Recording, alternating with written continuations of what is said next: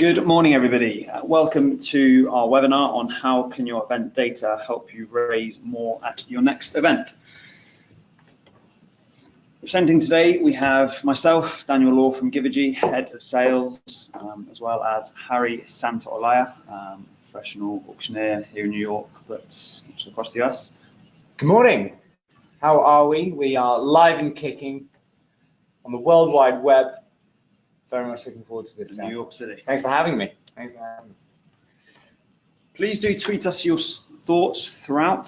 Hopefully you can see on your screen our handle @GivergyUS with the hashtag raising more. Even after this webinar, feel free to explore our social media. There's lots of top tips throughout for various other areas of your fundraising efforts. For anyone that doesn't know, this is just a bit of a snapshot into Givergy. We're a fundraising technology company. Since 2009, we have supported over 5,000 events globally, raised in excess of $350 million for over 3,000 incredible causes. And then finally, just one bit of housekeeping. The agenda for today, we're going to cover why does event data hold so much power, how to discover trends in your data and what to do with them, how to use your data to fundraise effectively, using data to retain donors and understand how your donors want to give, and then how to capture data effectively. So Harry, for this first slide, over to you. Why does event data hold so much power? Well, I think it's, in this day and age, I mean, data is everything across so many so many industries, more or less everything we come into contact with as both consumers, and don't forget each guest at an event, whether they're in the room or they're outside of the room, they are essentially consumers. They're consuming your product, they're learning about your organization, and they're all on various spectrums of how directly linked they are to the organization. So having that data on, new guests and old guests and how they're spending and where in the night they spend, or during the day, or the golf event, or what have you, it's really, really vital. And it's something that wasn't available to people, just a few years ago. So being able to really dive into an event data soon after event and sort of break down spending habits is massively advantageous, especially for planning future campaigns. One of the things I typically do, as a consultant and a fundraising consultant, and when I'm working with campaigns, is I dive into all aspects of their data from previous years. I typically will try and get 3 years worth of data. We look at their previous run of shows and tie in where the spending patterns were, and we try and break down how we can try and maximize the opportunity that's in the room, because we've been working together for a long time, and you hear me say this too many times probably, but for me, a successful event isn't just about the bottom line. It's not just about how many dollars were raised. Obviously that's important. We want to raise as much as possible. But even if you're smashing targets, if I come off stage, or if I dive into the data post-event and I see that the spending potential in the room wasn't maximized, i.e. the audience participation level is lower than 20%, and bear in mind that means about 40% because most people come as couples, whether or not we've smashed the target or not, I would still chalk that as a loss. So for me, data is absolutely vital because it measures the success of an event right there and then. It's very tangible. It's something that you can relay to, the powers that be, committee members, board members, and so on, justifying, return on investments of technologies, of auctioneers, of, various strategies you may have invested in that year to help justify those spends.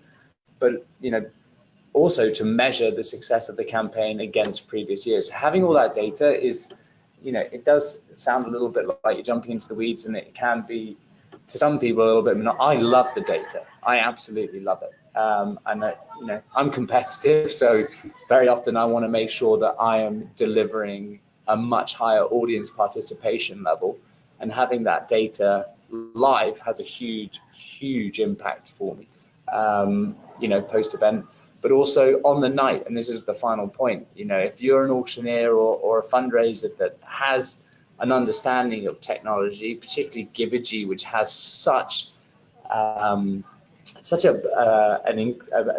basic back-end platform that's very easy to digest. If you're an auctioneer, that is gold, absolute gold, because while you're on stage, you can actually utilize that data and make it clear to the audience. At the moment, we've had 30% participation, which is amazing. And actually, that's more than last year, statistically. So, pat yourself on the back. But that does mean we're 70% short of our goal tonight, which is, not just the dollars, it's about participation. So please do get involved. And so it's so useful pre-event, during the event, and then post-event for everyone involved in the campaign. Yeah, absolutely. And as you said there, it really is the world's data is everywhere now.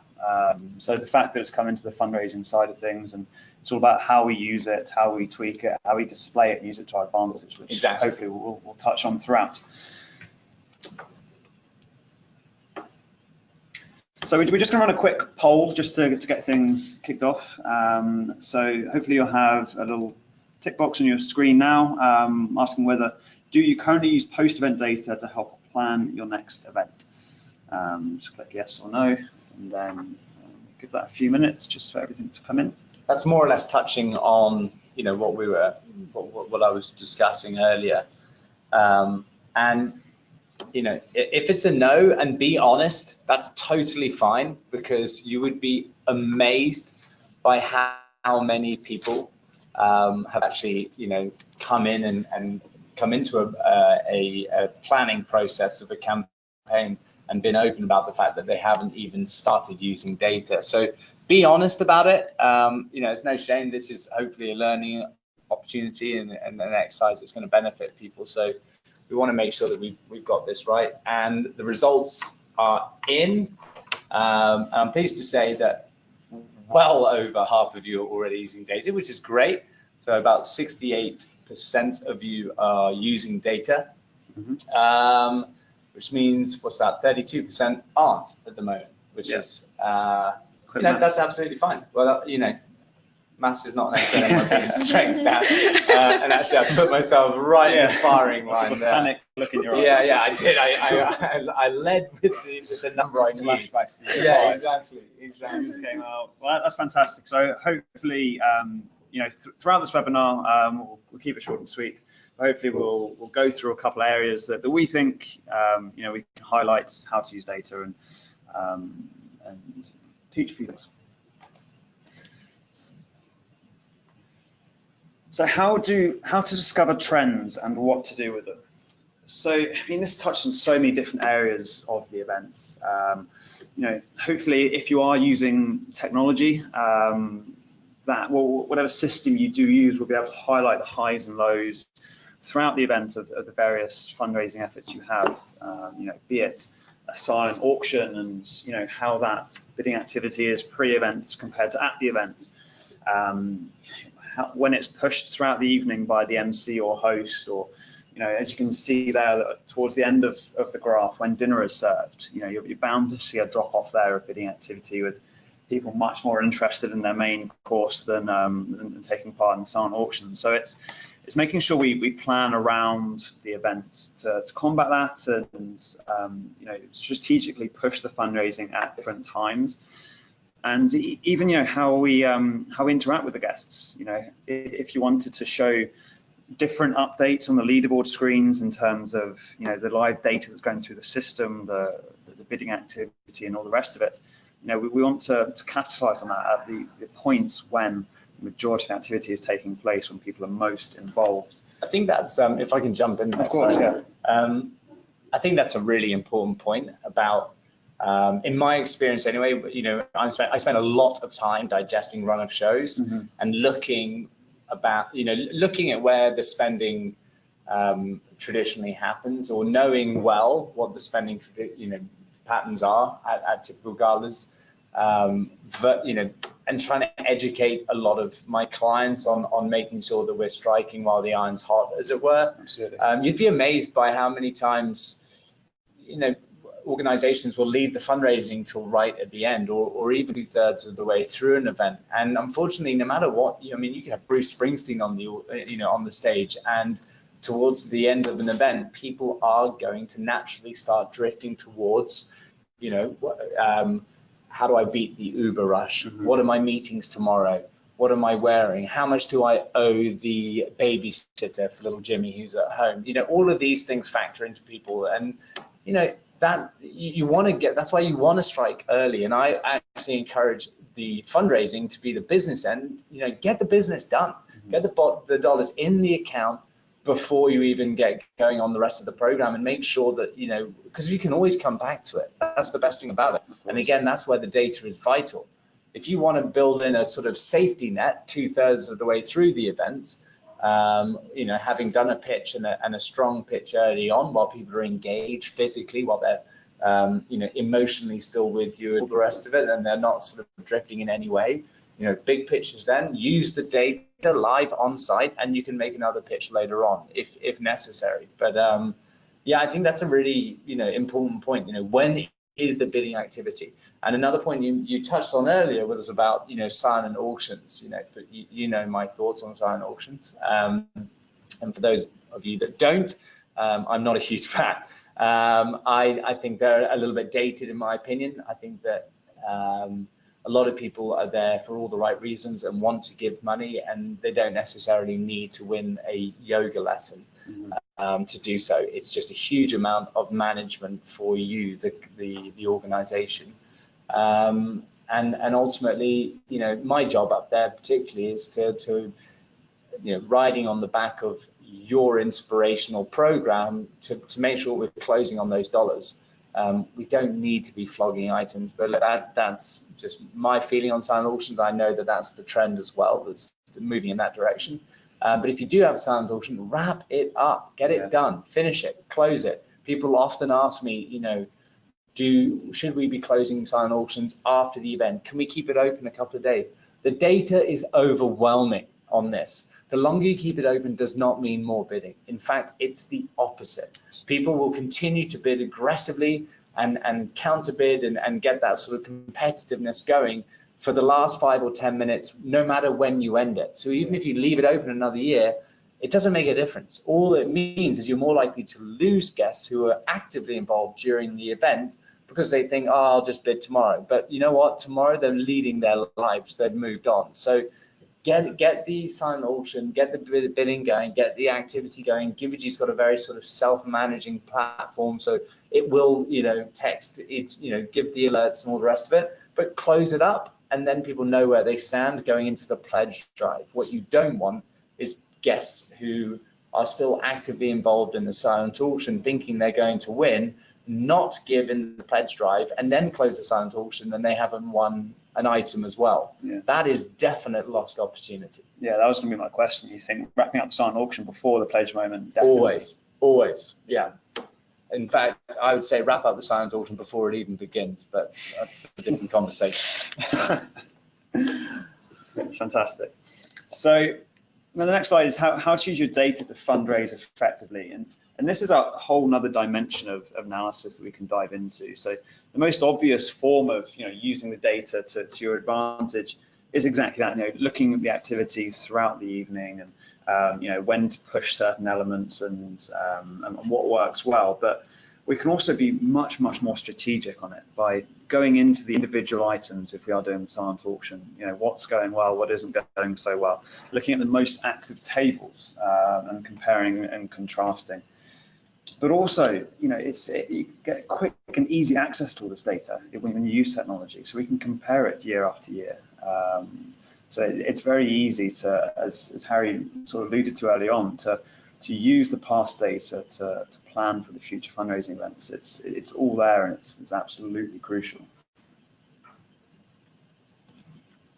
And this is just an example of that. So this is what we call our EMS. So this is just a very quick insight into how our data is displayed. We sort of group it in bite-sized chunks, if you will. So you can have the most bids and pledges per table. It's also interesting another way in how we do display that data. Whether we do show it to the room as a percentage that's taken part, if we're trying to do it more of a softer ask throughout the evening, or we can do it in terms of how much they've raised. So different ways of handling and displaying the data will obviously suit different groups, different guests, different industries. So we'd handle a Wall Street fundraiser very different to a school fundraiser, for example. So it's important that we think about that beforehand and look at the success of it post-event as well.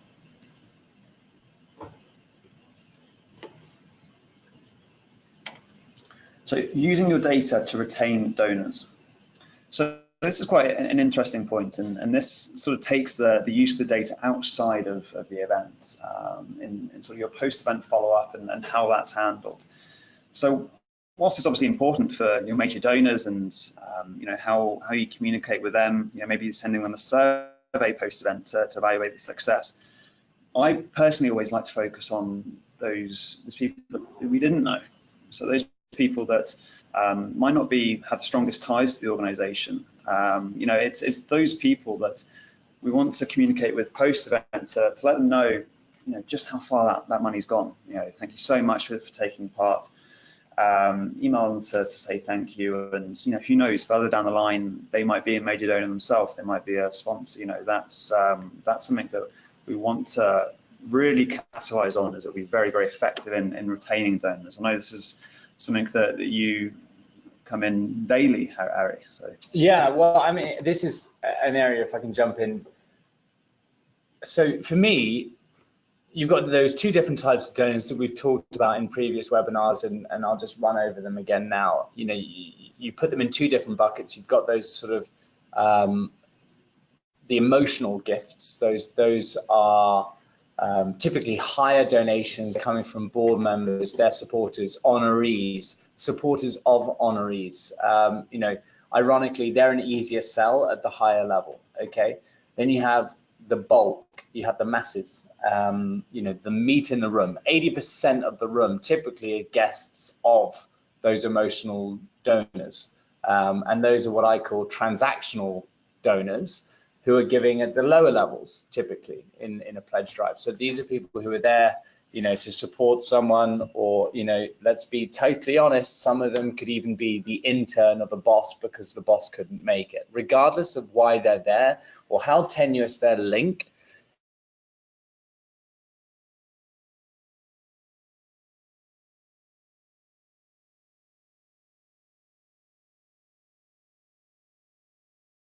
pledges. Now, using the data, I personally like to use the payment collection process as a sales opportunity, which is probably no surprise to you, Dan, because I like interacting with people. I like to have that human contact. And so I personally, I know that Givergy has a sort of really solid back end for the payment collection process. I would do the same thing if it were my organization, and this is what I encourage all my clients to do, is divide the actual gifts and the payment collection process into two buckets as well. Use the data and the system to identify the lower level gifts that are now in your database, and you can export straight into your Salesforce and straight into your marketing campaigns and so on. But use the system to just automatically collect those donations. And you mentioned about harvesting longer term partnerships down the line. I have a client who we did their event 10 days ago. It was an overwhelming success. And incredibly, the honoree was a guest of a table 3 years ago. So she went from being a guest who was inspired that day and donated to someone who was on the committee the following year, and 2 years after that, she's the actual honoree. So that it shows that if you harvest that data, and exactly, it really does. Now, what do you do with the other 10, 15%, the higher level gifts? I would remove them from the payment collection automated system, which you can customize, but in my opinion, I personally, if you're giving, upwards of $1,000, $5,000, $10,000, I don't want a text message. I want a call from someone who's going to say thank you. Exactly. Keep it personal and allow yourself the opportunity to thank the guest. It gives you an opportunity to really sort of like build a much more emotional rapport with them and have them on side, allow them to feel valued, and explain to them about how important this revenue is and all the rest of it. Because this is big money, but it's also a selling point. Again, like, you've got to see them as some level of a consumer as well. Like, this is an opportunity for you to pitch and for you to subtly sow the seeds for future campaigns, and to have them buy into you as an organization that cares enough to pick up the phone. So the data is really vital for that, because you're not actually just going to use a blanket platform that's going to hit everyone en masse. You can actually use the data to say, right, well, anyone above X or the top 10%, we will do manually. We will make sure that we're going to do that process in-house, which is something I always encourage. Yeah, I couldn't agree more. With technology doing more and more work for us and more impact on our lives, sometimes it is the personal touch, and with major donors, it's definitely to be the case. And what you can see here is just an example of what Harry mentioned. So this is, again, another snapshot from our event management system, and this is our payment reports. So again, it's interesting to keep up to date with the data in terms of how much has been collected, how it's been collected, and that there are various different ways that you can collect the data, through pre-swiping, pre-authorizing the card, or doing it all post-event. So whilst it's great to see on an individual events spectrum in terms of the data collection, how that's going, it'd be interesting to compare how guests react to these methods. If it's all coming in very quickly post-event, then that's all well and good. But if not, then maybe pre-swiping, pre-authorization is definitely becoming more and more common. Just for those who aren't aware of what pre-swiping is, that is where you are actually taking the credit card information of the guests on arrival. So you're swiping their cards as they arrive. Now, I personally have a disdain for that process. I think it's awful. I think it's really tasteless, and I see guests immediately put off by it. I see it on a very frequent basis. It's very presumptuous. I personally just think it's distasteful. These guests are taking the time to come in and enjoy your event and support you, and before they've even managed to put their coat down and get a cocktail and see a friend, you've swiped their credit card. So in my opinion, and I know all the platforms can do this, and some people like it, so it's a super easy payment process. My advice is to not do that, but to use the seamless sort of payment solution, which is just as effective and far more on the terms of the guests. Because also, one last point on that with the data, if I have my card pre-swiped, I'm nervous about how much I'm spending that night. So be mindful of that. If you're spending tens of thousands of dollars, you don't necessarily want it to come off that card immediately. If you allow the guest to do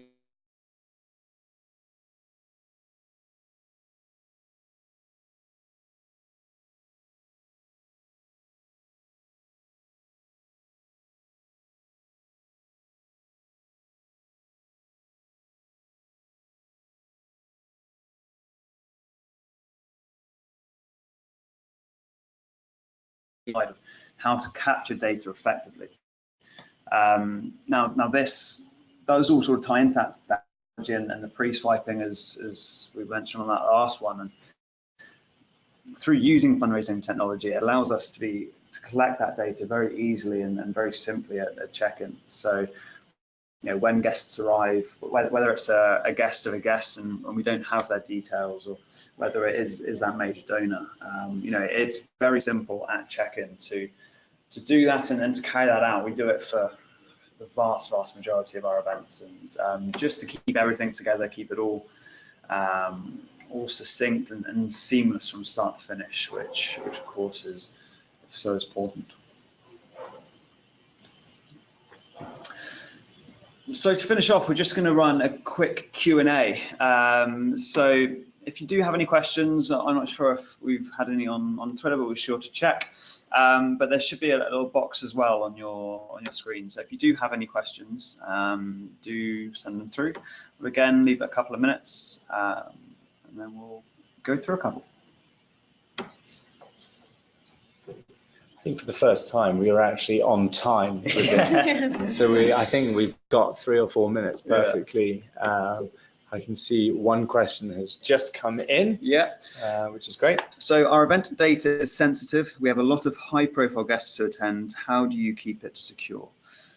So, I mean, from a Givergy perspective, you know, I can talk on behalf of that. All the data is encrypted. So, in terms of the guest lists, you know, what we use on our servers, it's all very secure. The rules and regulations and very strict. UK GDPR is sort of globally. So from that point, you know, we're very ahead of what the requirements are in the US. So there wouldn't be any worry in that sense. But also, you know, it's not marketed at all. So we wouldn't spam the guests post events with you know, marketing material or anything like that. All that data is yours, and we don't use that. We've got one here which says from Kelly saying, I know you hate silent auctions, but do you like live auctions? Do I like live auctions? You're speaking to the right guy. Yes, I love live auctions. That's my bread and butter. So a live auction for me, who's a fundraiser on stage, you know, a lot of revenue comes in from pledge drives, and that's direct revenue, and that's perfect. That means there's very little management involved, just sort of cash in hand, which is great. And I love conducting a reverse auction and sort of starting high and heading low and getting to a point where we have mass participation. But it can feel a bit disingenuous getting out there and just asking for money on behalf of an organization. Whereas a live auction allows me to really build a rapport with the audience and to get to know the audience and to sort of allow them to buy into this character that's on stage, you know, working on behalf of the organization. And I'm a very physical auctioneer. I get into the audience a lot. I try and sort of riff off the audience and kind of banter with them and get them sort of engaged that way and sort of laughing and having fun. You know, we you know, a lot of these events can feel a bit dark at times, and the topic can be quite a somber one in a dark, but that doesn't mean the fundraising should be. In fact, it's quite the opposite. It should be a fun, engaging process that people really enjoy. You know, last night I was on stage for one of my favorite organizations, Day One. Obviously it's a very dark topic, but I tell you one thing, that audience was just nothing but love throughout it. It was so much fun. Everyone was engaged. We were you know, we were laughing our way to doubling the target last night, and that is an incredible achievement for the organization, because you know, it's turning a dark topic into something that's really positive and light, and the live auction was very much part of that, and it led seamlessly into a pledge drive that was incredibly successful. Yeah, no, I completely agree. I think live auctions are fantastic at what they do. Definitely help set the tone for the pledge drive and give the auctioneer a bit of energy to play with, especially if it's that right person on stage. But I think in the same way as you mentioned with the paddle raises and silent auctions, pledge drives, you know, keeping it short and sweet as well is very effective. You know, we don't want a long live auction going on and be quite tedious. So they work very well, but I think in the same way, short and sweet, the better. Great. Fantastic. Well, that's it from us. Thanks so much, everybody, for joining. If you do have any questions, again, you know, feel free to tweet us at GivergyUS. You can see our details on the screen now. Any questions, emails. Otherwise, it's been a pleasure, and chat to you soon. Thank you very much, everyone, and until the next time.